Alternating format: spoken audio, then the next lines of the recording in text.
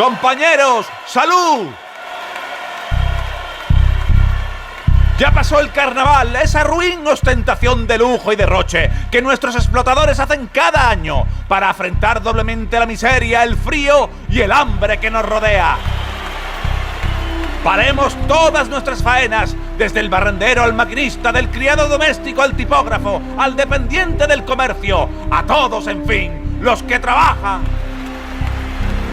Que nadie se mueva, que todo cese, y a la negativa de los vampiros acaudalados responda el vacío, el silencio y el hambre para todos. Sin comida, bebida, luz ni limpieza, capitularán nuestros enemigos. Muchos compañeros, estamos dispuestos a soportar esta nueva cuaresma que alcance a todos para lograr un destello de dignidad y de mejora a la pesadumbre que nos degrada y el derecho a vivir que nos roban.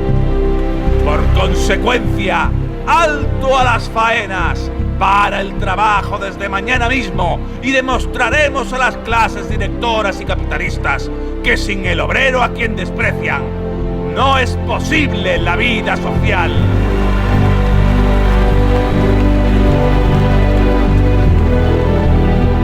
Octavia llamando a la huelga general. Barcelona, 1902.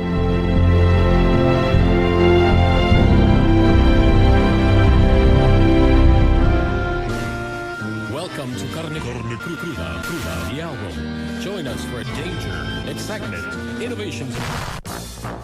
Bueno, la huelga general sí, pero no hoy, que te toca trabajar, Miquel, en un nuevo especial de historia dedicado precisamente a la huelga. Mira que pensaba hacer el programa de hoy en plan verdadera performance y no aparecer, pero me parecía feo. Te quejarás, que encima cuando vienes al estudio asaltas la despensa. No, la verdad es que aquí da gusto. Pero sí, hoy vamos a transportarnos más de 100 años en el pasado para hablar de huelgas. Crux sacra sit linux, non trago sit linux, ad retro satana. Manu, ¿Sí? ¿qué no es esto? ¿Esto no es va de retro? Sí, pero no. ¿Eh? Esto es va de retro, ¿entiendes? La sección de historia de Carne Cruda. Con Puto Miquel y Gerstórica. ¿Ya vas a salir del armario como un mamarracho? Bueno, sí. Eso. Bueno, has dicho 100 años, pero creo que nos vamos a ir incluso hasta 3.500 años al pasado para hablar de las primeras huelgas, ¿no es así? Sí, es que el que los trabajadores de un sector dejen de trabajar para forzar que se negocie unas mejores condiciones es algo de lo más antiguo. De lo más antiguo fue uno de los chinos japoneses que fue lo más antiguo. Gracias. Gracias a ti. Hombre, de nada. Conocemos una huelga de artesanos y constructores de la tumba real de Ramsés III en el Antiguo Egipto, documentada en Deir el-Medina, que empezó por retrasos en los pagos y después de 3 años se convirtió en una denuncia por la corrupción del sistema de capataces. Espera. 3 años en huelga. Bueno, ya sabes, huelga un mes, se buscaba cómo pagarles, volvían al trabajo, el problema se repetía, huelga otra vez... Se ponían parches, pero el problema de fondo nunca se resolvía. Todos a la calle una vez más, la vamos a liar.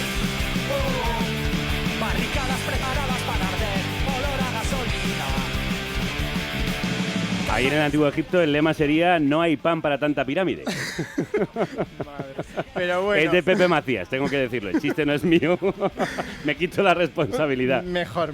Pero no, incluso en la Edad Media no había pan para tanta catedral porque tenemos registradas varias huelgas. Las de constructores, por ejemplo, en Westminster en 1331 y también otra en Navarra en 1447. ¿También de constructores? Sí, es que según el historiador francés Marc Bloch, las primeras huelgas como asociaciones de obreros y lucha contra los esquiroles surgieron entre profesionales de la construcción. ¿Y por qué entre los constructores y no en otros sectores? Bueno, en parte porque su trabajo era especializado, porque sus jornales dependían de grandes proyectos y de grandes clientes, normalmente nobles, y porque podían fácilmente coger sus cosas e irse a otro sitio. Pero bueno, tú has dicho que nos vamos a acercar algo más en el tiempo, a un Sí. siglo, porque las primeras huelgas modernas son eso, más recientes. Sí, uno aquí no puede disfrutar de sus queridos medievales. Ay, que te gusta a ti un medievo, ¿eh?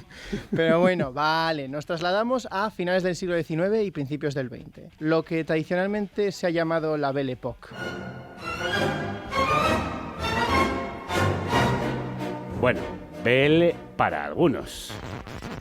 Vale, normalmente asociamos la huelga a un ambiente industrial y urbano. Sí, y las primeras huelgas a las ciudades tras la Revolución Industrial. Pero en el campo también encontramos otra forma de protesta, que llevaba siendo frecuente desde la Edad Moderna, los motines del pan. Suenan las campanas en la plaza mayor, motín de jornaleros, mujeres al frente de esta revolución, cantan por las calles, ya llegó el feliz momento, que la tortilla se vuelva, que los pobres coman pan y que los ricos coman mierda. Los motines del pan se llama este tema de Guille Jové, es sobre los estallidos populares por el hambre y la subida de precios del pan. El periodo del que vamos a hablar hoy es muy interesante, pero por muchos motivos, y entre ellos es que estamos en un momento de transición, en el que ambas formas de disidencia aún conviven. Claro, estamos en un momento en el que la mayoría de la población aún vive en el campo. ¿Y cómo eran esos motines? Bueno, durante mucho tiempo se extendió la idea de que si las huelgas eran organizadas, los motines eran reacciones inmediatas y sin estrategia o coordinación, una especie de resto del pasado. Pero asumo que sí tenían estrategias. No solo eso, en el siglo XIX también respondían a situaciones bastante parecidas a las huelgas. ¿Por ejemplo? Uno de los elementos por los que se protestaba a finales del siglo eran las quintas, el sistema de reclutamiento para combatir en las guerras coloniales, y que afectaba sobre todo a los pobres, fueras obrero o campesino, ya que quienes podían pagaban para no ir. Además de impuestos, subidas de precios y demás, un clima ideal para la protesta. Así tenemos que en algunos años encontramos revueltas campesinas dándose a la vez en diversos puntos de España, como en 1892 en Jerez y en Logroño, y entre medias varias huelgas en las grandes ciudades.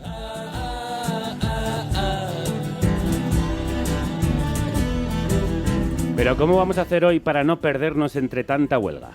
Bueno, pues para encontrarnos un poco más, tuve el placer de hablar con Julián Vadillo Muñoz, profesor, doctor en Historia por la Complutense y especializado en el movimiento obrero y libertario, autor de varios libros sobre los orígenes del anarquismo y el anarcosindicalismo, como Historia de la CNT, Historia de la FAI... Bueno, qué bibliografía tan extensa. Como que su trabajo ha sido imprescindible para el programa de hoy, vaya. Muy bien, pues un abrazo muy grande le damos a Julián.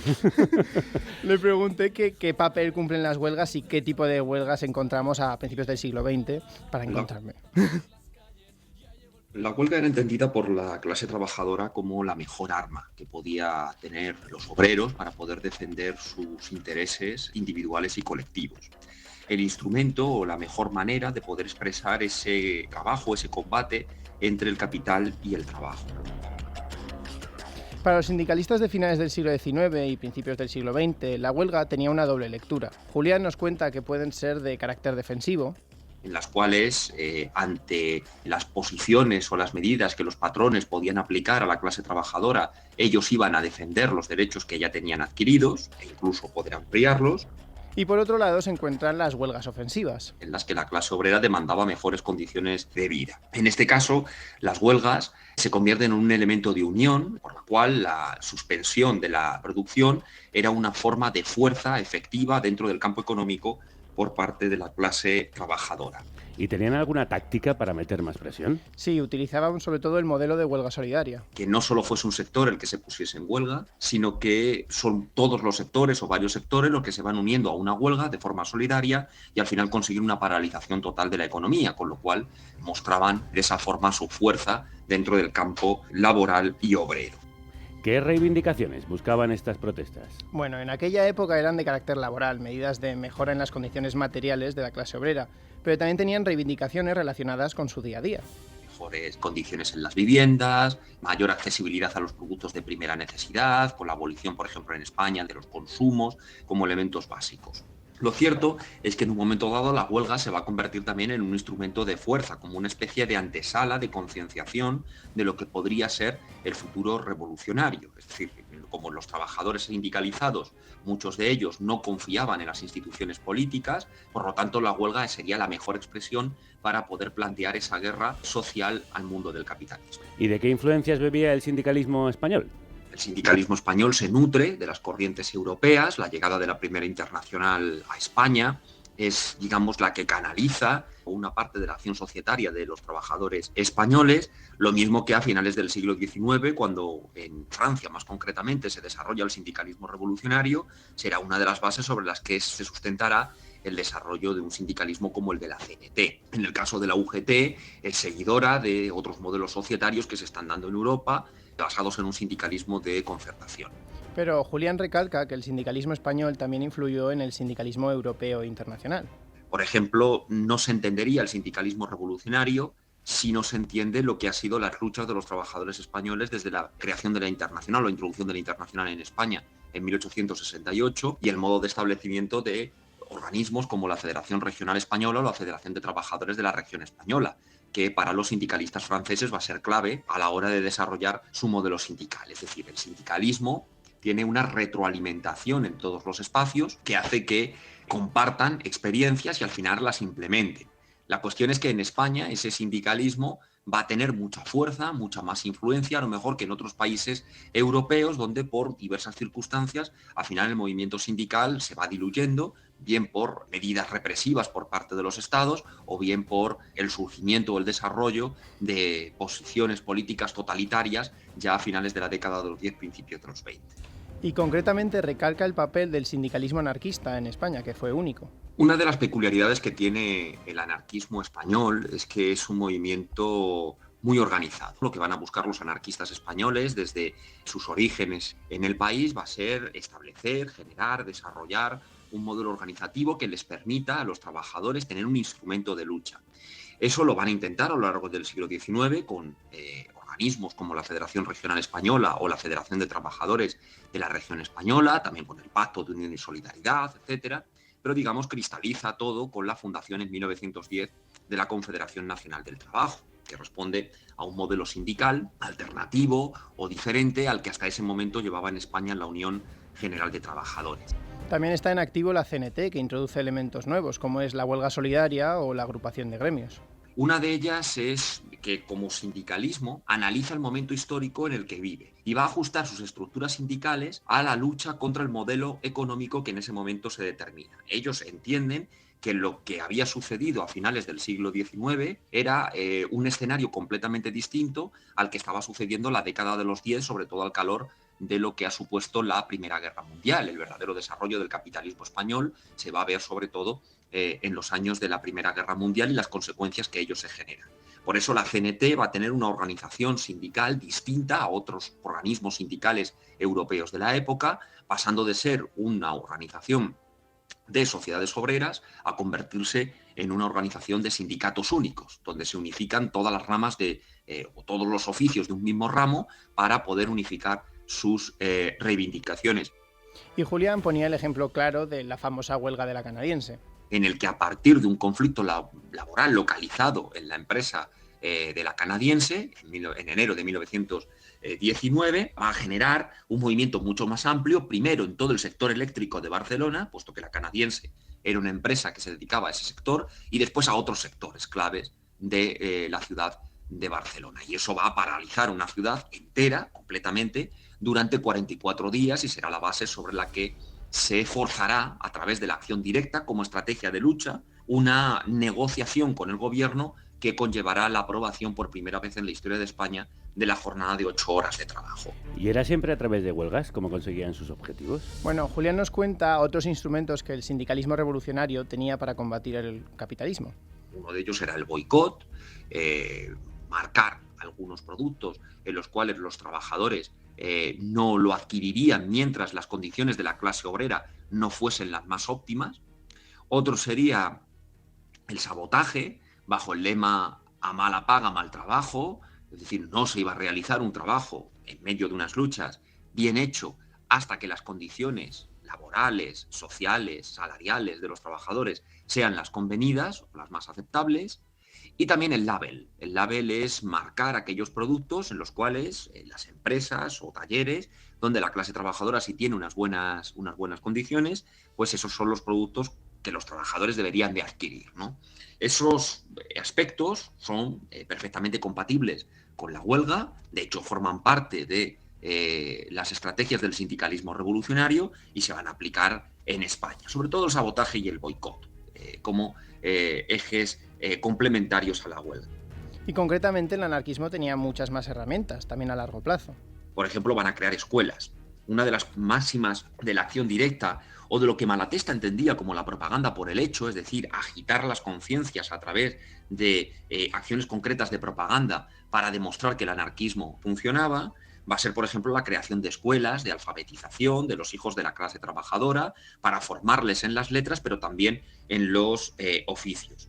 Además, los anarquistas no solo se van a ocupar del campo pura y estrictamente laboral, donde evidentemente su campo societario está ahí y el movimiento obrero está ahí, sino que va a intentar unir también a los trabajadores en otros aspectos de los campos sociales, como por ejemplo las luchas por la vivienda. Va a haber huelgas de inquilinos organizados, van a intentar organizar también a los parados, es decir, uno de los grandes problemas que había en España era la falta de empleo. Me contaba Julián que lo que esto conseguía era articular un movimiento mucho más completo.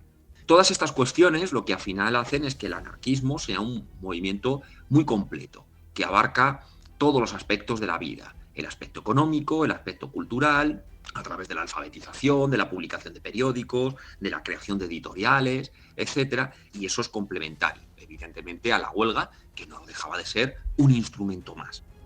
Y con un movimiento tan complejo, cabía preguntarse por qué lo que la gente más parece asociar al anarquismo en esta época son los atentados. Que normalmente se le ha considerado no un elemento de modernización, como efectivamente fue el movimiento obrero, es uno de los principales factores de modernización, no solo de España, sino de cualquier país, por las reivindicaciones que atesoraban en su interior, sino que se les ha considerado un problema de orden público. Es decir, presentar las huelgas y las manifestaciones como un elemento perturbador y no como un instrumento de lucha por unas condiciones más dignas. En el caso del anarquismo, esto se hace más agudo cuando lo único que se rescata o lo único que se quiere plasmar, sobredimensionar en muchas ocasiones, es la actitud que unas minorías dentro del anarquismo, grupos o individualidades, van a tener a finales del siglo XIX, donde consideraban que la mejor manera de conseguir una sociedad más justa es eliminando a los jefes de Estado, a los presidentes del gobierno, que produzca una agitación revolucionaria alternativa. Pero incluso la mayoría de los propios anarquistas se oponían a estas estrategias. Bien, esas posiciones son minoritarias dentro del anarquismo, condenadas por el propio anarquismo, porque no van a estar de acuerdo con estas estrategias, pero sin embargo va a hacer fortuna porque es la manera de querer expresar o de qué manera expresaban los enemigos del anarquismo a ese anarquismo, ¿no? Como movimiento violento, fuera de la realidad, etcétera, etcétera. No se corresponde con la realidad porque si el anarquismo hubiese sido en su totalidad eso, no habría pasado de ser una anécdota. Un grupo político que lo único que se dedicaría es a lanzar bombas y a pegar tiros, pues evidentemente tiene un recorrido muy corto. Y esto en la historia hay ejemplos más que de sobra que lo atestiguan. ¿Y por qué en los libros de texto la única vez que se menciona el anarquismo es para hablar de magnicidios? Bueno, no vas a adivinar la respuesta. Seguro que no. Hay que tener en cuenta que el peso de 40 años de dictadura en España, donde el anarquismo es una de las ideologías que salió derrotada de aquel envite en 1939, de aquel conflicto de 1939, pues evidentemente la propaganda ha pesado mucho más que las evidencias científicas que se ha podido dar tanto desde el campo político, por el propio anarquismo, como desde el campo historiográfico, que es en el que nos dedicamos los historiadores a la hora de rescatar ese pasado libertario. Pero no tenemos que dejar que este tipo de lenguaje defina un movimiento tan contrario al capitalismo.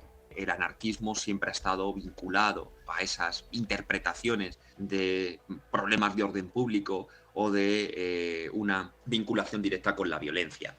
Es verdad que también hay una responsabilidad por parte de algunos anarquistas, de algunos defensores del anarquismo, en lo que Luigi Fabri, uno de los teóricos anarquistas más importantes del siglo XX, italiano, llamó las influencias burguesas del anarquismo, en el que en algunas ocasiones algunos anarquistas adquirían el propio lenguaje de la burguesía para definir a su propia ideología.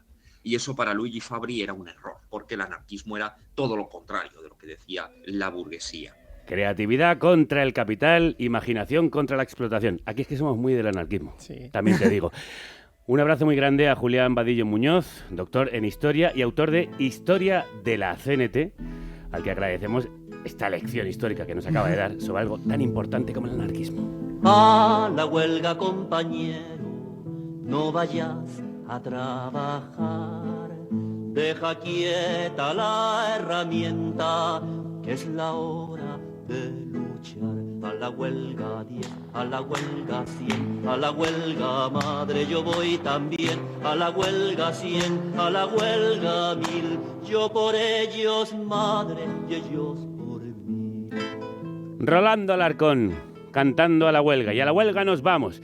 ¿Cuáles fueron algunas de las huelgas que marcaron el principio de siglo, Miquel? Bien, la cosa es que en esta época había muchas razones, como hemos dicho, para ir a la huelga. No solo estaba la de como que en toda Europa lo de los derechos laborales los patronos lo llevaban regulín, también está, por ejemplo, que tras la independencia de Cuba, España decidió meterse en otra guerra colonial, ahora en Marruecos. Es decir, más reclutamientos, sobre todo entre las clases más pobres y entre los trabajadores. Y ya que Julián nos ha hablado de la famosa huelga de la canadiense y la conquista de las 8 horas, quiero que veamos el camino que llevó hasta allí, porque fue largo. Sí, lamentablemente los derechos tardan bastante en conquistarse y muchísimo menos en perderse, fíjate tú. Exactamente. Empecemos con la huelga general de febrero de 1902 en Barcelona. Ajá. Esta fue el resultado de muchos meses. Ya en diciembre el sector metalúrgico barcelonés vivía un paro increíble y obreros de otros sectores se pusieron en huelga. ¿Quiénes se encontraban en huelga?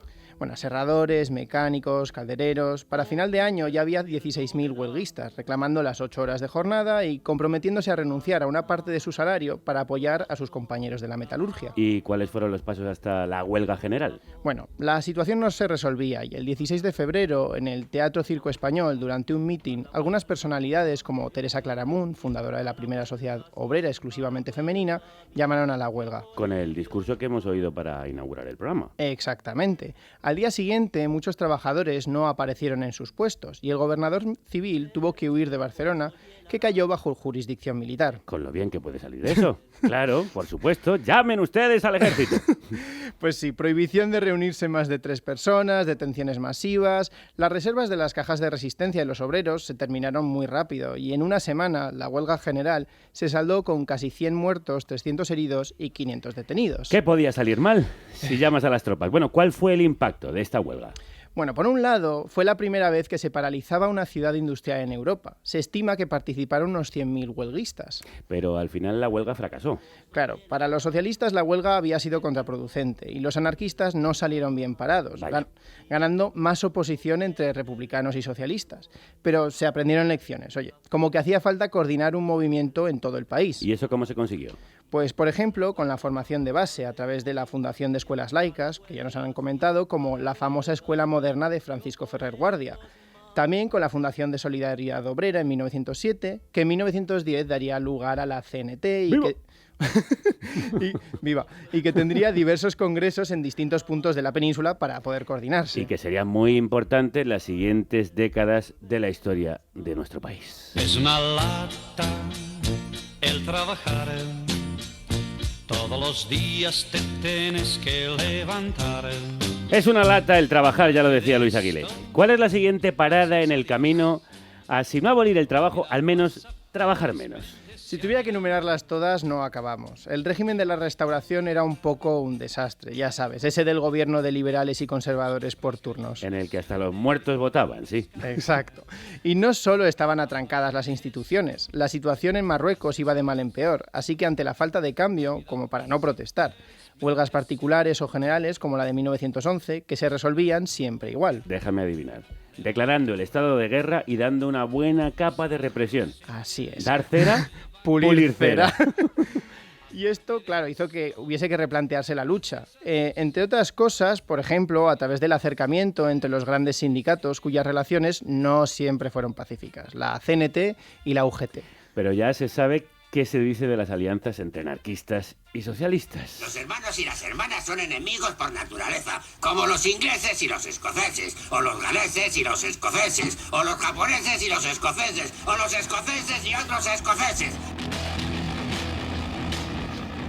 Que la unión era necesaria se venía planteando desde el principio, aunque ya sabes cómo son las cosas. Pero cuando el enemigo es mucho más grande... La unión hace la fuerza, aunque sea por necesidad. Precisamente la represión cada vez mayor del gobierno, con casos como la detención de dirigentes obreros, entre ellos Largo Caballero, ayudó a ese acercamiento mayor entre la CNT y UGT. ¿Y qué otras causas hubo para esta unión? Bueno, ya hemos mencionado la guerra de Marruecos, pero también las noticias venidas de fuera, como la caída de la monarquía griega y el éxito de la Revolución Rusa en 1917, ayudaron a ver no solo la necesidad de cambio, sino que el cambio era posible. Sí, claro, pero la cuestión era cómo articularlo. Lo cierto es que el régimen de la Restauración, ya sabes, con sus partidos en el gobierno turnándose y sus reformas moderadas, estaba en las últimas. Fueron los sindicatos los que movilizaron el descontento social. A través de las huelgas.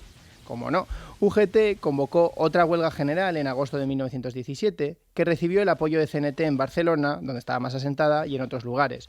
Hubo levantamientos en las zonas mineras, desde Jaén hasta Asturias, en Madrid, en Zaragoza, en Valencia... ¿Y esta huelga indefinida y revolucionaria cómo salió? Bueno, vas a sorprenderte. Se declaró rápidamente el estado de guerra, para variar.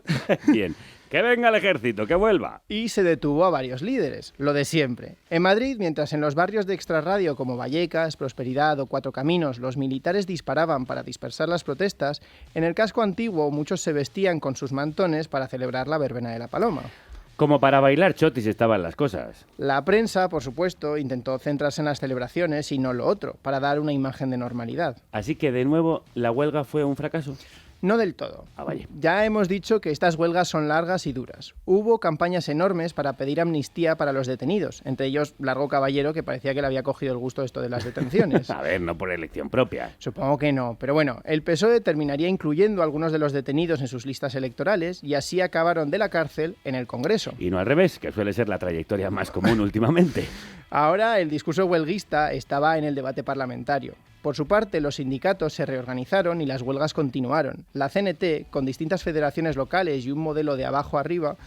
Y en general, por mucho que se reprimiese una huelga, el ciclo no se cerró y siguió habiendo protestas en los siguientes años, ¿no? Sí, Jorge Remacha, historiador y guía en Zaragoza, nos cuenta de una huelga de mujeres en 1918.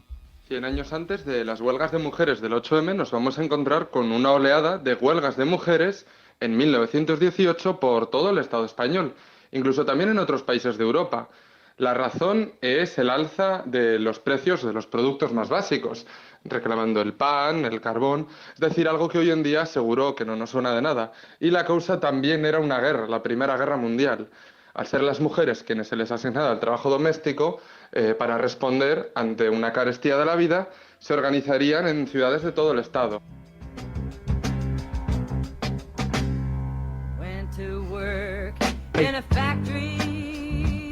El caso en el que ha profundizado Jorge es el de Zaragoza, en el que destaca la importancia de la organización con asambleas. 100 años antes de las huelgas de mujeres del 8M nos vamos a encontrar con una oleada de huelgas de mujeres en 1918 por todo el Estado español, incluso también en otros países de Europa. La razón es el alza de los precios de los productos más básicos, reclamando el pan, el carbón, es decir, algo que hoy en día seguro que no nos suena de nada. Y la causa también era una guerra, la Primera Guerra Mundial. Al ser las mujeres quienes se les asignaba el trabajo doméstico, para responder ante una carestía de la vida, se organizarían en ciudades de todo el Estado. El caso que más he estudiado yo es Zaragoza para poder ver, bueno, cómo funcionaban. Por una parte, se organizaban con asambleas que negociaban tasas de precios por las autoridades. Imaginemos en la época que una mujer del pueblo, que es posible que no supiera leer o escribir, se le sentase a negociar a un gobernador, nada menos, y al mismo tiempo también mediante lo que se llamaba la tasación popular, es decir, eran estas mujeres organizadas en grandes grupos con bolsas de la compra, un arma temible en aquella época, quienes decidían cuánto costaban las cosas y ellos fijaban precios de antes de la guerra. Su número, su fuerza, era lo que les permitía fijar esos precios y bueno, también así salir a pelear por la supervivencia de sus hogares. En algunas ciudades, como va a ser Málaga, como va a ser Alicante o Coruña, van a enfrentar una represión muy dura, con asesinadas por las fuerzas policiales y con declaraciones del estado de guerra. Pero también en algunos otros casos vencerían, impondrían tasas de precios e impondrían que se frenase ese abuso, esos beneficios enormes que se hicieron durante la guerra para poder garantizar esa tarea que les será asignada, que era reproducir el trabajo doméstico y la propia fuerza de trabajo del hogar. Es un episodio que ha pasado en cierta manera al olvido, no ha sido muy estudiado, pero que poco a poco se está recuperando hoy en día. Porque sí, deberíamos recuperar la historia de unas mujeres que armadas con bolsas de la compra se enfrentaron a fuerzas militares. De ahí la desigualdad de fuerzas y las víctimas que cayeron. Claro que ante un gobierno que no cambiaba nada, ¿qué podía esperarse? Bueno, este ciclo de fracasos, de reorganizarse, de articularse y de aprender al final fue imprescindible para la famosa huelga de la canadiense. Como nos ha explicado Julián, una huelga solidaria que se dio en febrero de 1919 en la eléctrica Riegos y Fuerzas del Ebro, y que también tú has explicado. Esa empresa era conocida como la canadiense.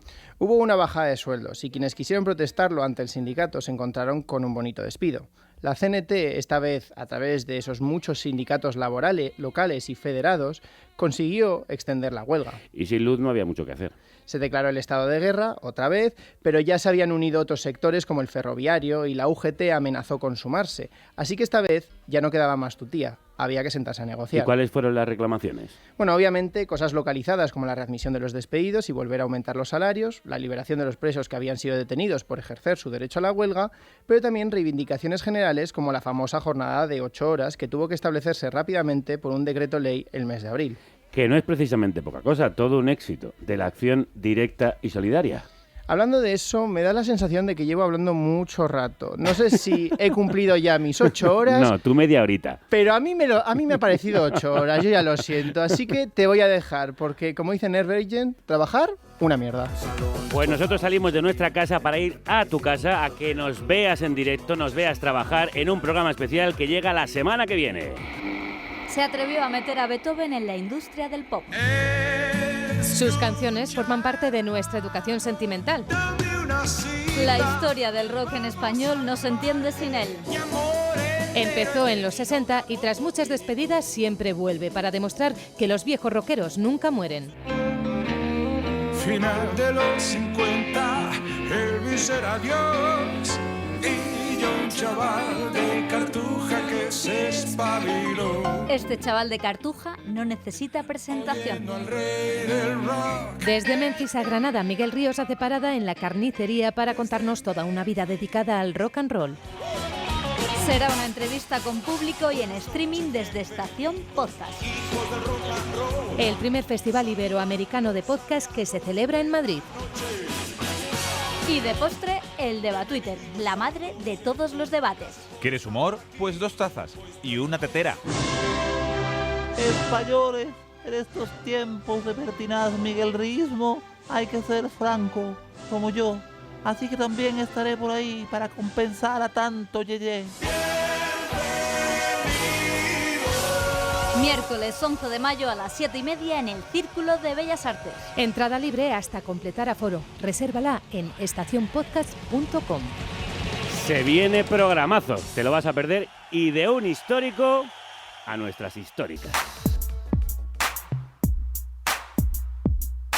¿Quién va a detenerte? ¿La muerte, la edad o la idea? Históricas. ¿Quién va a detenerte? ¿Quién va a detenerte? ¿La muerte, la edad o la idea?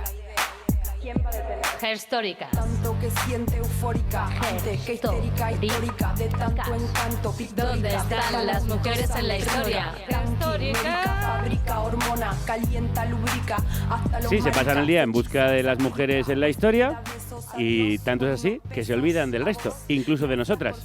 Eva, ¿puedes darles un toque al móvil, por favor, a ver dónde andan? Ay, madre mía, qué paciencia. Qué paciencia. Hola. Qué bien que llames, Javier. Sí, ¿os habéis olvidado de nosotras y estáis ya metidas en berenjenales? Que va, que estábamos esperando esta llamada. Ya. Bueno, ¿escuchas la que he montado en Tarragona? Sí, ¿de qué año? De 1974. Estamos en el 24 de agosto en la Rambla del Generalísimo, en una manifestación de más de 1 millar de personas. Ah, ¿y eso? Pues porque las batas rojas, las obreras de la empresa La Valmelán, se han puesto en huelga. Vaya. Así que mira, hacemos una cosa, tiramos para el estudio y te contamos, Venga, ¿vale? dale. Vení. Ay, ya vienen hacia acá. Ya siento las ondas temporales.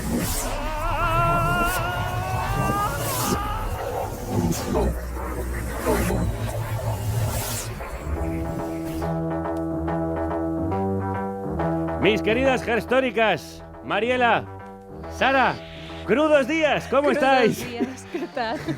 Venga, Caldeadita, Sara. caldeadita. Ya llego. ¿Qué pasa? Crudos Que días. os gusta un sarao, ¿eh? ¿Qué es eso de Valmelain o Malvenine? Valmeline. Pues Valmeline fue una multinacional de confección textil situada en Tarragona, en la barriada obrera de Torreforta.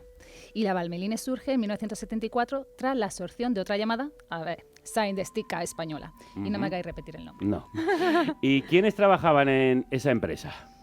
A ver, el grupo era la mayoría mujeres, jóvenes, y también la mayoría éramos inmigrantes, o sea, inmigrantes venidas del resto del país, de España, ¿no? Había de Andalucía, de Extremadura, de Castilla, y había también un grupo una minoría de aquí de Cataluña, ¿no?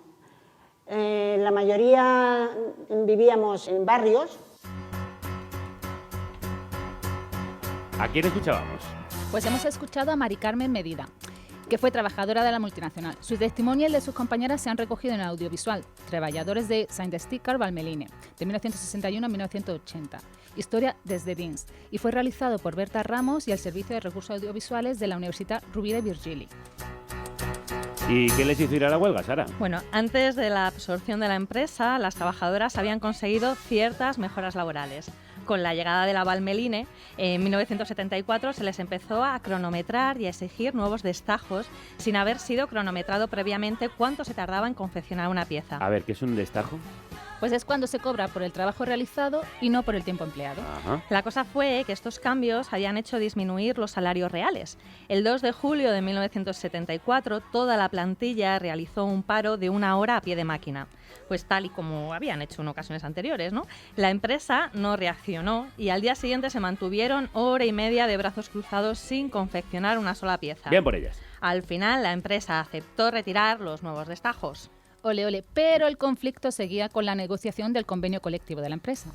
Las trabajadoras demandaban un salario fijo, 25 días de vacaciones pagadas y que se valorase su antigüedad.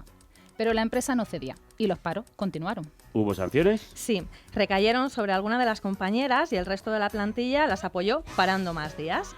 162 fueron despedidas y la policía llegó a desalojar la fábrica el 12 de agosto. Por lo que ellas, más de 100, marcharon en protesta desde la periferia de Tarragona hasta la Magistratura de Trabajo, vestida pues con sus batas rojas de faena. Esto se siguió repitiendo y hubo más compañeras que se unieron. Algunas de estas manifestaciones fueron disueltas violentamente por la policía.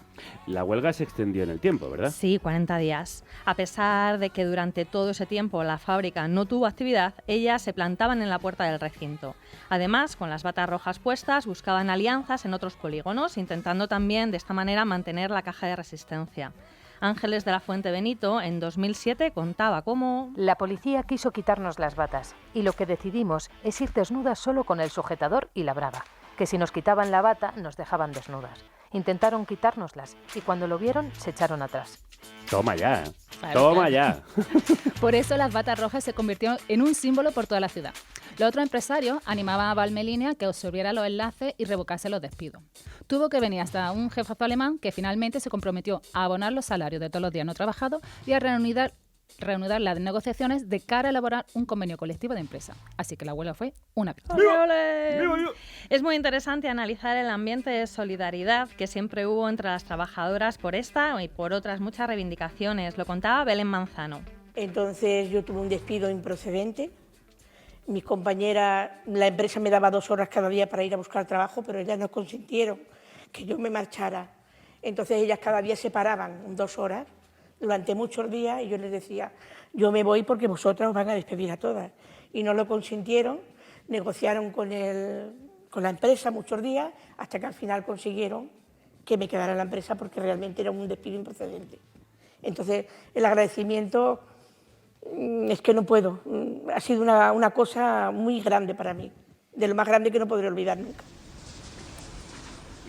En este documental se puede analizar pues, cómo se generaban esas redes de solidaridad de mujeres obreras y cómo funcionaban. Además, realizaban actividades colectivas, desde irse de vacaciones o excursiones a acudir a charlas sobre sexualidad. Animaban las jornadas de trabajo con cantos y letras, también reivindicativas, se organizaban en asambleas por secciones. Oye, y teniendo en cuenta el momento político, estamos en 1974, recordémoslo, ¿no tenían miedo? Teníamos el miedo propio de la represión de entonces. Todo eso dificultaba las cosas. Unos sindicatos belgas nos hicieron unas hojas informativas en varios idiomas, en busca del turismo. Eso, para las autoridades de Tarragona, provocó una situación de tensión. Recibimos apoyo de varios sindicatos de Europa, todo eso en la clandestinidad, yendo a buscar las hojas a Perpiñán. Era muy complicado. Y con esas palabras lo contaba Ángeles de la Fuente Benito, quien además ha escrito el libro Dones en Lluita, conflictos laborales a la industria textil de Tarragona. En la entrada al blog ya sabéis que os dejaremos el enlace por si queréis escribirlo. A la huelga, compañera, y donde me lleva el aire es a la huelga, compañera. A la huelga, como canta Ana Juar en esta jota de la huelga. ¡Es mayo! Y quiero conocer más sobre obreras en pie de lucha en el franquismo, en este programa que hacemos especialmente después del Día de los Trabajadores y las Trabajadoras. Y para seguir conociendo otra huelga en el tardofranquismo, habría que situarse primero en el marco político y legal de la época. El Fuero de Trabajo de 1938, en su título 11º, especificaba lo siguiente. 1. La producción nacional constituye una unidad económica al servicio de la patria. Es deber de todo español defenderla, mejorarla e incrementarla. Todos los factores que en la producción intervienen quedan subordinados al supremo interés de la nación. 2. Los actos ilegales individuales o colectivos que perturben de manera grave la producción o atenten contra ella serán sancionados con arreglo a las leyes. 3. La disminución dolosa del rendimiento en el trabajo habrá de ser objeto de sanción adecuada. Pese a estar prohibidas durante las 2 primeras décadas, hubo huelgas a lo largo de todo el Estado. Y nos encontramos en un contexto en el que se prohíben las huelgas y se juzga a quienes las realicen por un tribunal militar. Se crea la Magistratura del Trabajo, se prohíben las organizaciones sindicales y se crea la Organización Sindical Española, que entre 1940 y 1977 fue el único, comillas, sindicato legal. Mulleres, nos que non temos historia, logo da noite dos tempos, mulleres, nos continente negro, ergámonos. La OSE, el famoso sindicato vertical, porque muy horizontal, pues no era precisamente. No sé, pero con un fuero inspirado en la Carta del Laboro fascista y un sindicato que incluía a la patronal, ¿qué podía salir mal, amigas? ¿Qué podía? La estrategia que siguieron desde comisiones obreras fue infiltrarse en el sindicato vertical y ocupar posiciones que permitieran discutir los convenios colectivos. Tras la Ley de Convenios Colectivos de 1958 y el Plan de Estabilización del 59, las relaciones laborales comenzaron a, y aquí pongo muchas comillas, modernizarse y en algunas circunstancias se pudieron convocar huelgas. Pero como Comisión Obrera cada vez tenía más peso, el Tribunal Supremo la ilegalizó en 1967 y se reprimió a su integrante duramente desde el Tribunal de Orden Público. El top, porque estaba muy arriba en las listas de instituciones represoras del régimen.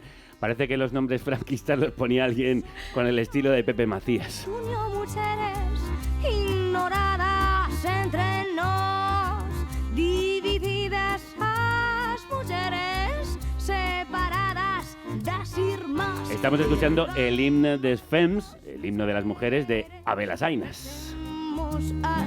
¿Y cómo era la participación femenina en las protestas obreras durante el franquismo, queridas? Pues, por ejemplo, en Pamplona, en 1951, las mujeres encendieron la chispa por la subida del precio de los huevos, lo que desencadenó en el paro en las mayores empresas de la ciudad y los piquetes protagonizaron manifestaciones y protestas hasta que cerró la mayoría de los comercios y talleres. Y también su participación fue clave en la huelgona del 62 en Asturias. Y como la propia Anita Sirgo, referente de la lucha antifascista y obrera, nos explica. Las mujeres de los mineros nos estábamos organizando en la clandestinidad, porque ya no podíamos aguantar más.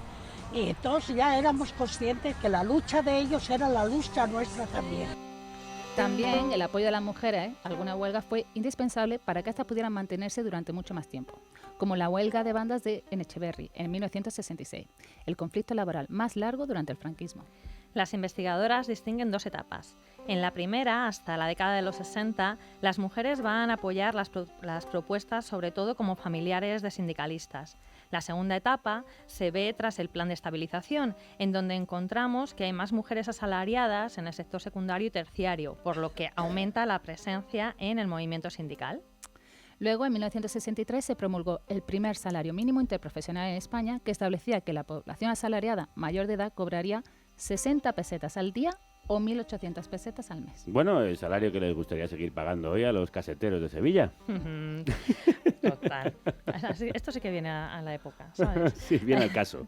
Por las cartas que las mujeres enviaban a la Pirenaica, conocemos que sus salarios, por supuesto, estaban muy por debajo de ese mínimo de 60 pesetas al día.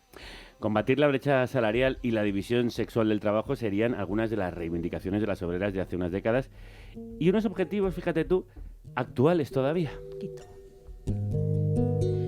Pues mira, para profundizar en las huelgas protagonizadas por obreras en el tardofranquismo y la transición, hoy nos acompaña Pilar Díaz Sánchez. Ella es profesora de Historia en la Universidad Autónoma de Madrid y especialista en Historia Contemporánea, movimientos sociales y trabajo de las mujeres, y además es experta en metodología con fuentes orales. Su tesis sobre las trabajadoras en el textil madrileño recibió el premio Victoria Kent en 2001 y fue un trabajo muy riguroso que contaba con las historias de vida de las obreras, que sirve para acercarnos también a su realidad laboral, personal y social.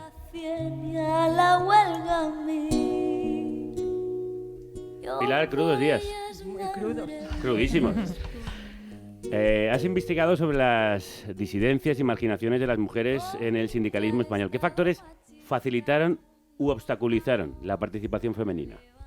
Pues yo creo que el principal obstáculo fue que el estereotipo de sindicalista que se ha fraguado desde la Revolución Industrial del siglo XIX es el de un varón, es un estereotipo muy masculinizado. Es un varón, los sociólogos lo llaman de cuello azul, de mono, es un obrero industrial al que se le atribuyen una serie de cualidades que se niegan socialmente a las mujeres. El sindicalista, el luchador, tiene que ser valiente, viril, arriesgado, en una dictadura en la que las posibles detenciones de la policía pues podía someter a una presión hasta la tortura. Entonces se pensaba que las mujeres no encajan en este modelo.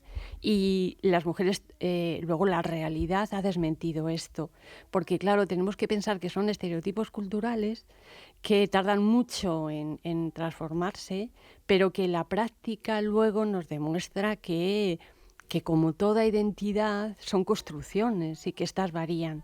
Cuando detuvieron a mujeres que habían tenido alguna participación en conflictos, pues demostraron tener el mismo valor, la misma resistencia y otras formas de heroicidad que a lo mejor no se entienden en los varones. Estoy acordándome ahora de una sindicalista de Comisiones Obreras, de Natividad Camacho, que estuvo a punto de tener a su hijo en la cárcel. Nació unos días después de salir de la cárcel. Entonces no es un tipo de resistencia heroica que se haya contemplado hasta ahora, pero ahí está.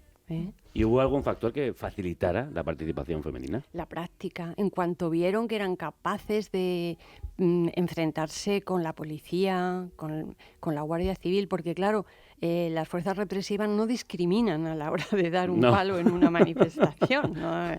Si eres ciegos o no eres. Y entonces la práctica se demostró que eran mujeres valientes. Yo he entrevistado a trabajadores de fábricas textiles y me decían que hasta ese momento no habían pensado que las mujeres eran capaces de tener esa resistencia, aunque es verdad que las formas de sindicalismo son distintas, las formas de acercarse, las formas de hacer proselitismo, las formas de atraerlas hacia la causa son radicalmente distintas. Los hombres esto que se llama la socialización las hacen siempre después de salir de la fábrica en las tabernas y las mujeres no, se tienen que ir. Entonces tienen que buscar otros sistemas que son femeninos con comillas, porque es lo que el espacio que la sociedad les da, pero que luego han demostrado ser tan efectivas y tan eficaces. ¿Cómo era la situación laboral de las obreras textiles? ¿Qué les llevó a reivindicar sus derechos? Pues mira, las obreras textiles, y aquí distinguimos un poco lo que son las obreras textil-confección, no el textil de base, que era fundamentalmente masculino. Cuando se empiezan a imponer las fábricas de textil-confección en España en los años 60, se realizan en ese método que habéis hablado vosotras de destajo, que no es nada más que hacer una determinada operación en un tiempo determinado. Entonces esto tiene que ver con ritmos de trabajo y tiene que ver con destreza manual. Entonces, en las fábricas textiles las mujeres estaban sometidas a unos ritmos brutales, tenían que hacer una serie de piezas en un tiempo determinado para conseguir el salario mínimo, pero siempre se suponía que iban a hacer más. Yo he recogido en algunas fábricas como al final de la jornada, cuando iba a sonar la sirena, es tal la presión a la que estaban sometidas que algunas de ellas empezaban a chillar y se producían auténticos estados de histeria, porque todas como que explotaban después de tanta tensión. Bueno, a estos ritmos de trabajo les reporta los salarios más bajos de la industria española en estos años. Bueno, está el corcho, la industria del corcho está, pero después es la industria textil-confección. Entonces, ritmos de trabajo muy fuertes, bajos salarios, desconsideración brutal, porque a las mujeres ni siquiera se les da ese compromiso de ser... ese aura de ser una mujer trabajadora y libre. Por eso cuando habéis hablado de los uniformes es tan importante para ellas. Cuando una mujer le daban la dote y tenía que irse, que esa es otra de la discriminación. Se abole en la ley del 62 de derechos laborales y profesionales de la mujer. Pero hasta este momento tenía que abandonar su trabajo cuando estaba casada. Era la dote que había emanado de ese fuero del trabajo que habéis dicho vosotras, en donde Franco liberaba a las mujeres del taller y de la fábrica. Y no las liberaba del trabajo, lo que las liberaba era del reconocimiento al trabajo, con lo cual quería decir que tenían que trabajar en trabajos no reconocidos y por lo tanto peor pagado. Pues lo que digo es que cuando se van, todas las mujeres con las tijeras les cortan, le hacen tiras de su uniforme. Las mujeres están orgullosas de llevar uniforme porque es una forma de reconocer que son independientes, que ganan dinero, que son iguales que los varones. Son formas, si queréis, un poco sutiles, que las historiadoras, la sociología estudia para acercarse a ese modelo y esa ruptura de ese modelo y ese reconocimiento de la lucha de las mujeres. Qué carga simbólica más potente. Sí. Volviendo a las huelgas, las que se nos viene siempre a la cabeza en el contexto textil, por ejemplo, es la de Induico. Sí. Y bueno, ¿por qué surge y por qué acaba convirtiéndose en un modelo de resistencia? Yo creo que es la huelga más dura que ha habido en el franquismo, porque llega a ser, para algunas de ellas, tan resistentes como el estar allí 17 años. Es una huelga que, claro, Induico es la fábrica más grande que hay de confección textil. La más grande está en Madrid, en la calle Tomás Bretón, pero luego ya se fue descentralizando y hay otras fábricas en otros sitios, ¿no? Entonces ahí es donde donde admite mayor número de mujeres. El 90% de las mujeres que trabajan de la mano de obra son mujeres. Y empezaron conflictos en el año 76, en el otoño del 76. Pero allí, en Induico, la represión, podemos decir más sutil, el control sobre las mujeres era muy grande. Apenas se permitía que hubiera algo de relación entre ellas. Fijaros que una de las primeras reivindicaciones, que ahora cuando la leemos parece mentira, es muchas de ellas pidiendo un comedor en la fábrica, porque era la forma de que pudieran reunirse y hablar y tomar conciencia, lo que Hobsbawm explicó luego para la formación de la clase obrera, ¿no? Ellas necesitan eso, parece un poco ridículo, pero el de comer en la tartela encima de la máquina y luego salir pitando para casa, pues... Entonces, el conflicto gordo se inicia en febrero del 77 porque despiden a 4 trabajadoras y deciden todas ponerse en huelga. Y es una huelga que va a durar porque se responde con un lockout, con un cierre patronal y las tienen en la calle. Y fijaos que es curioso porque está documentado, hablando con ellas y tomando referencias, que ellas querían seguir en huelga, pero como eran tan jovencitas muchas de ellas, los padres o los novios o los hermanos las llevaban a rastra a la fábrica, las obligaban a entrar y entraban por una puerta y salían por otra. Hacían de patronal, sí. El patriarcado, amigos. Sí, las obligaban a entrar. Y fíjate, es curioso porque las madres suelen ser un poco más comprensivas, pero los padres, como tú te vas a poner ni a hablar, todo entras dentro. Y entonces al final pues cerraron la fábrica, muchas de ellas se negaron a entrar, poco a poco fueron entrando, claro, al cabo del tiempo, pero con muchísima resistencia. Algunas de ellas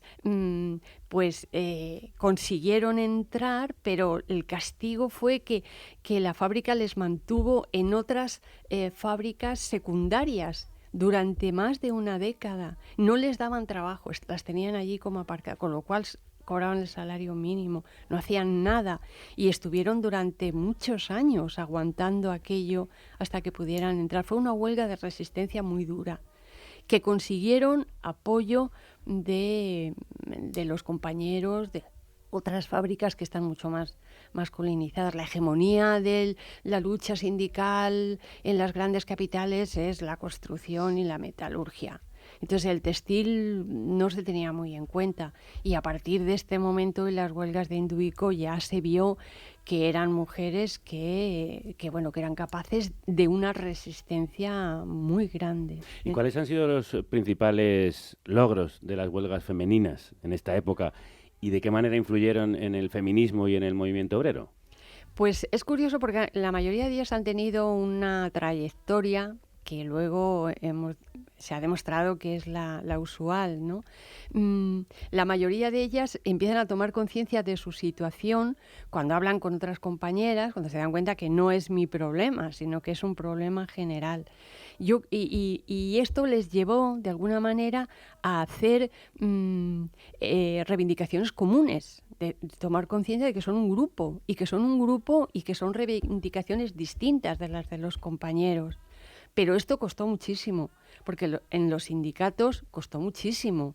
Ellas dicen, sí, vamos a las asambleas, pero nos dejaban hablar las últimas. La última, cuando ya estaba todo el mundo harto. Cansado y aburrido. Y ya era cuando les dejaban hablar. Y ellas mismas, además, van construyendo lo que es su reivindicación y su actividad sindical. Fijaros, algunas de ellas empiezan pidiendo, las que ya después del 62 pueden quedarse trabajando, después de casadas, tienen hijos, y empiezan a pedir guarderías. Uh-huh. Pero claro, se dan cuenta que si se piden la guardería en la fábrica, al niño lo tienen ellas, o sea, lo tienen que levantar a las 6 de la mañana, porque las fábricas solían estar lejos muchas veces de las viviendas, y luego estaban pendientes de él, y el papá es que llegaba el niño por la noche. Entonces ellas mismas se corrigen y dicen, no, mejor un dinero para que cada una se organice de alguna manera. Entonces esto no era entendido. Primero piden guarderías en la fábrica, ahora no quieren. Van aprendiendo sobre la práctica, y el principal consecuencia es, costó, pero el reconocimiento de las centrales sindicales de que las mujeres necesitaban un espacio. Y, en segundo lugar, las mujeres se dieron cuenta de que el feminismo era el que realmente les iba a marcar el camino. Así que muchas de ellas empezaron a militar en movimientos feministas. Ellas van aprendiendo, y si queréis aprender más, os recomendamos el libro de Pilar Díaz Sánchez, El trabajo de las mujeres en el textil madrileño, racionalización industrial y experiencias de género, de 1959 a 1986. Pilar, ha sido un placer. Gracias, muchas gracias. Hace así como lo he hecho bien, lo has hecho fenomenal. Estaba un poco nerviosa y eso que da clases y conferencias por ahí, sí, por doquier. Pero los micrófonos y los Nada. cables... Pero bueno, muchas gracias. Sobresaliente cum laude. Vale, pues muchas gracias. Gracias, ha sido muy Pilar. amable estar con vosotros. Gracias, Pilar.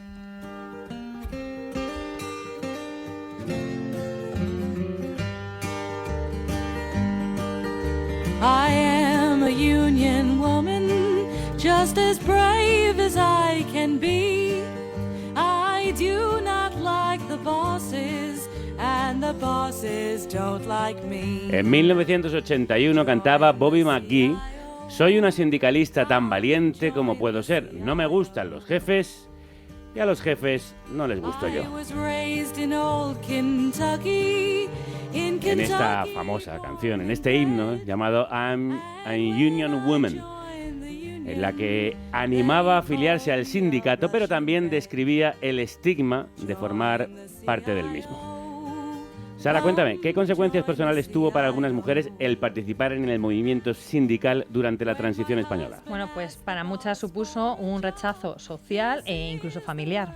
Y justo hace unos días, Alfonso Foronda, especialista en movimiento obrero y estudiantil andaluz, recordaba en el Independiente de Granada el caso de Lola Ita. Ella era una histórica sindicalista de Comisión Obrera.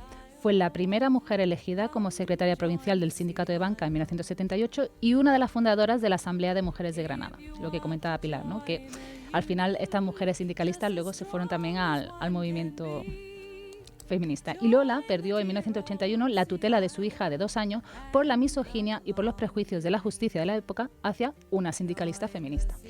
40 años después, las delegadas sindicales suponen menos de un 40% en los principales sindicatos y muchas siguen haciendo malabares para conciliar con los cuidados. O sea que además de aguantar el machismo de los compañeros, porque no hay ámbito social que esté libre de señoros.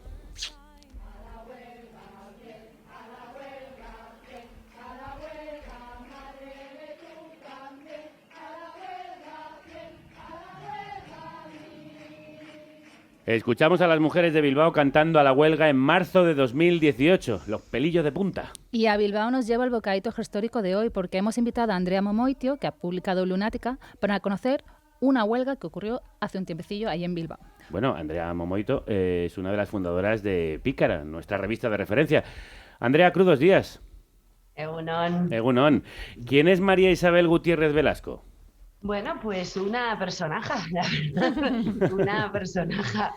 María Isabel era una tipa de Astillero, un pueblo, las afueras de Santander, los suburbios de Santander, que muere con 23 años en Basauri, en la prisión de Basauri. Y su muerte da pie pues, a unas movilizaciones particulares, ¿no? que acabaron convirtiéndose en una huelga de prostitutas aquí en San Francisco, en mi barrio, en el barrio donde está la redacción de Pícara Magazine. Joder, es muy interesante ver cómo a través de su vida haces un análisis de las instituciones y las leyes que oprimían a las mujeres y bueno, a las personas que salían de la norma, ¿no? En el libro hablas del Patronato de Protección a la Mujer, de la Ley de Peligrosidad y Rehabilitación Social, de sus pasos por instituciones penitenciarias. Cuéntanos un poco. Sí, ha sido, bueno, la María Isabel ha sido una excusa perfecta para hablar de todo un momento y también para ampliar la perspectiva de qué entendemos por lugares de encierro. Es verdad que si nos ponemos a analizar, pues igual las mujeres en la transición no hubo tantas mujeres presas como sí que hubo hombres, pero lo que nos damos cuenta enseguida es que a las mujeres nos encerraba en otras instituciones también con unas características muy similares a las cárceles, ¿no? En el caso de María Isabel tuvo la mala fortuna de caer bajo la tutela del Patronato de Protección a la Mujer, que era una cárcel para niñas y adolescentes, y luego también, pues, como tuvo un diagnóstico o varios diagnósticos psiquiátricos, pues se enfrentó a la crudeza y a la violencia de la psiquiatría franquista, ¿no? Y luego también tuvo cárcel, ¿eh? Ella tuvo un poco de todo, es alucinante, pone los pelos de punta, sí. La trayectoria. Sí, y lo que pone los pelos de punta es su muerte. La noche del 8 de noviembre de 1977, María Isabel aparece calcinada en su celda de la prisión de Basauri. ¿Qué pasó ahí? ¿Qué desencadenó este suceso? Bueno, yo tengo que reconocer que cuando empecé con la investigación tenía como muchas ganas de descubrir algo, ¿no? Y de saber qué pudo haber pasado aquel día, y después de analizar con detalle la documentación, lo que creo es que fue un accidente. Y es que María Isabel lo que tuvo en realidad fue, yo creo, muy mala fortuna y una vida muy, muy ordinaria y muy vulgar en todos los sentidos, y así también fue su muerte, ¿no? Ella es verdad que tenía una relación compleja con el fuego, en otras ocasiones había incendiado cosas que tenía a su alrededor, y lo más probable es que aquel día se le fuera de las manos, simplemente, ¿no? Simplemente eso. Y con su muerte, ¿qué ocurrió? ¿Tuvo algún tipo de consecuencia? ¿Algún tipo de...? Por no hacer, no le hicieron ni autopsia. No tuvo ninguna consecuencia legal, ni muchísimo menos, pero incendió el barrio. En el libro lo digo tal cual, digo que es que ese día se quemó María Isabel, pero las tenían fritas a todas, ¿no? Y es que sus compañeras estaban hartas, ¿no? Se planteaba cierto proyecto democrático, había planes, habría propuestas, pero no había nada para ellas, ¿no? La Ley de Peligrosidad y Rehabilitación Social no estaba previsto que se derogase a corto plazo, y efectivamente no acaba siendo derogada hasta el 95, y el movimiento feminista, pues bueno, tampoco tenía grandes planes para las prostitutas del barrio, el movimiento del LGTB también andaba un poco a la suya, y bueno, yo creo que eso significó e hizo posible, ¿no? Que se organizaran aquellos días y protestasen en algo que fue, bueno, pues pues pequeño, pero importante. ¿Y cuánto duró la huelga y qué se consiguió? Bueno, pues es que es verdad que llamarlo huelga es complejo, es complicado, así lo nombró la prensa de la época y yo he seguido utilizando esa terminología. Lo que sé que seguro estuvieron sin trabajar fueron los 2 primeros días, al grito de hoy no se folla, clavárosla en el suelo, oíros con vuestras mujeres. Decidieron que esta noche cerraban los clubs y las casas que había en la zona de Cortes, y se encerraron, se encadenaron algunos puentes, pero en unos días, prácticamente en 1 o 2 semanas, desaparecen las protestas y quedan prácticamente en nada, ¿no? Pero sus demandas tenían que ver con la derogación de la ley de peligrosidad social, con mejoras en los psiquiátricos, mejoras en las prisiones, acceso también a la educación, a un sistema sanitario, y hablaban también de la creación de un sindicato propio. Si os habéis quedado con ganas de más, que seguro que sí, tenéis que leer el libro de Andrea Momoito, Lunática, publicado por Libros del Cao, o ir el 31 de mayo al Teatro del Barrio, donde estará Andrea, y allí estaremos nosotros también para verla. Un abrazo muy fuerte, compañera. Otro para vosotros. Gracias. Gracias. Es que ricasco. Este trabajo mata. Este trabajo mata. ¿Con qué tema estamos despidiendo del programa? El temazo que traemos hoy es gracias a la compañía de teatro Apanadaria. Me va a salir fatal, lo sabía. Panadaría. Joder, perdonad, ya, yo lo siento mucho, cada vez que intento salirme de mi zona de confort. Apanadaría. Gracias. Bueno, actualmente están de gira con su obra Las que limpian, y es un obrón que lleva a las tablas la lucha organizada de las camareras de piso de los hoteles por conseguir unos derechos laborales y sociales justos. Y le damos las gracias porque no han pasado este corte de la canción Hoteleiro Explotador, que está compuesta e interpretada por ellas durante la función. Bueno, pues nosotras os damos las gracias a vosotras y las felicitaciones porque cumplís 5 años. 5 años. ¡Oh, felicidades! Y encima nos habéis traído unos pastelitos para celebrarlo. Pues sí, has visto que majas somos, que bien nos sienta la edad. Y pronto saldrá un fanzine. Un fanzine de celebración. Madre mía, qué pastelitos. ¿Qué digo pastelitos? Pastelazos. Hombre. Pilar, ¿quieres? Siempre. A ver. Y Álvaro también, Álvaro que está ahí en la sombra. Sí. Gracias. Bueno, pues para aquí tenéis, vuestros pastelitos. Nuestros pastelitos, pásasela. Yo ahora cojo uno. Que si no podemos hablar.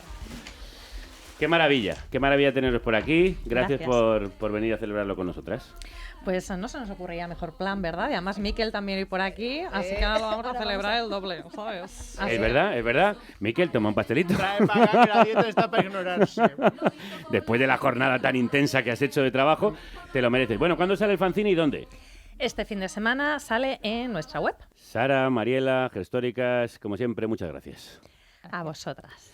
Hay muchas razones para protestar en el tema al que dedicamos el programa de mañana. Frontex, la Fuerza Militar Europea contra la Migración, pozo de corrupción y de violación de los derechos humanos, del que se habla demasiado poco. Nosotros sí lo hacemos mañana. Hasta entonces, que la radio os acompañe.